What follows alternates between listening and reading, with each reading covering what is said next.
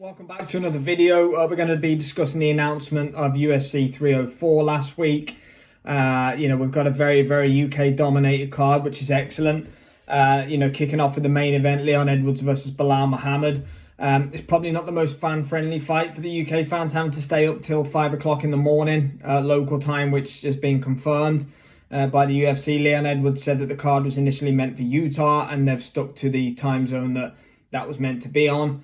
Obviously, a couple of UK cards, more specifically UFC London, the past couple of times have actually been on at UK time. So, interesting one to do that to the fans. But for them having to stay up till 5 o'clock in the morning to watch Leon Edwards versus Belal Muhammad, let's hope that doesn't be a stinker like it potentially could be on paper. Belal deserves his shot, in fairness. He's waited long enough. Obviously their first fight ended in a no contest with an eye poke. It's a bit unfortunate. Edwards looked like he was sharp, and that hurt Belal with a head kick. I'd like to see Edwards be a bit more aggressive in this one. I think he probably does have Belal Muhammad's number. It'd be good to see him go and try and get a finish, but we'll see how that one plays out. Aspinall against Curtis Blaydes in as the co-main event makes sense, in fairness. Obviously Blaydes with the win over Aspinall. Believe it's Aspinall's only loss in the UFC, and it was via a horrible injury where he kicked Blaydes and his knee or leg just kind of gave out on him. Put Aspinall out for about a year, I think. One of his cruciate ligaments, I think, in his knee. So yeah, he's got to get that back. I believe Aspinall wins that fight quite comfortably. I'd have liked to have seen the Cyril Gane fight, but obviously he's unavailable due to a commitment to film. Apparently he's doing a movie. Has to be undisputed belt next if Aspinall does beat Curtis Blaydes. But with those that are available for booking, I do not mind the Aspinall Curtis Blaydes fight, especially with the narrative around Aspinall's defeat last time. Paddy Pimblett against Bobby Greene. It's smart matchmaking by the UFC. Paddy should win that fight. He's come off the Tony Ferguson fight. I think it was in December on the Leon Edwards versus Colby Covington card. It's about time after that Paddy Pimblett started getting his feet wet.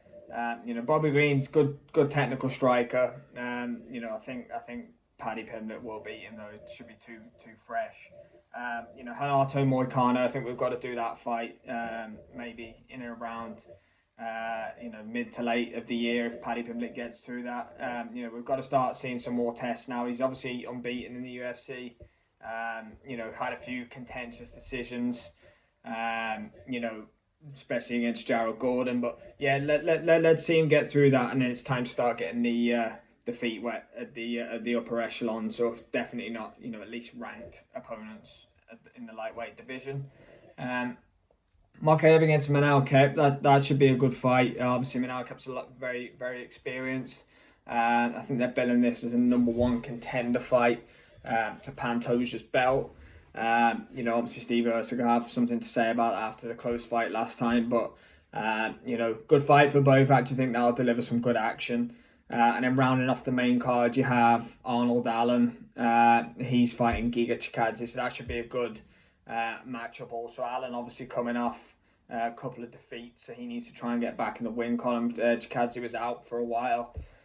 He's looking to be more active now, so that one should be a good one. Elsewhere you have Molly McCann, Keelan Lochran, Nathaniel Wood, the usual suspects coming out on the card.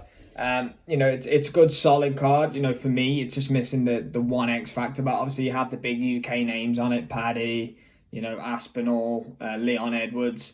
It's not really anyone's fault. It's not the UFC's fault. It's not their fault that the A+ or the big names aren't there to fight them. It just doesn't fit with schedules or just the way that the divisions are ran right now. I'd love to see Leon Edwards versus Shavkat Rakhmonov. I think that would be a great fight. Obviously Rakhmonov's on a tear, but at the same time, Belal's waited long enough for the title fight now. It's only right that he gets his opportunity, and then I'm sure Leon Edwards can be on to bigger and better fights after that. Obviously Islam Makhachev's putting his name in the fray as well. None other than Conor McGregor in an interview yesterday talking about if he beats Chandler, He wants a shot at the 170 strap, and we all know the way UFC works and politics. If McGregor gets a win or two, we know full well that he'll be up there and in the chance for the title shot, because money talks at the end of the day.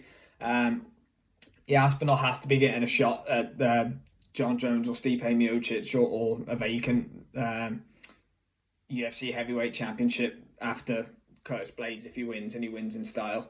Can't keep defending interim championships over and over again. Let's get the Jones Stipe fight done. If both want to retire, or if one does want to fight Tom after that, let's see it. The man deserves his shot at the belt, at the undisputed championship, should I say. But yeah, overall, pleased with the card. It's solid. For me, just missing that one massive fight that really gets us all excited. But from top to bottom, especially with UK presence, can't really argue too much about it. But let me know in the comments. Let me know what you think about the card and 27th of July UFC 304 in Manchester.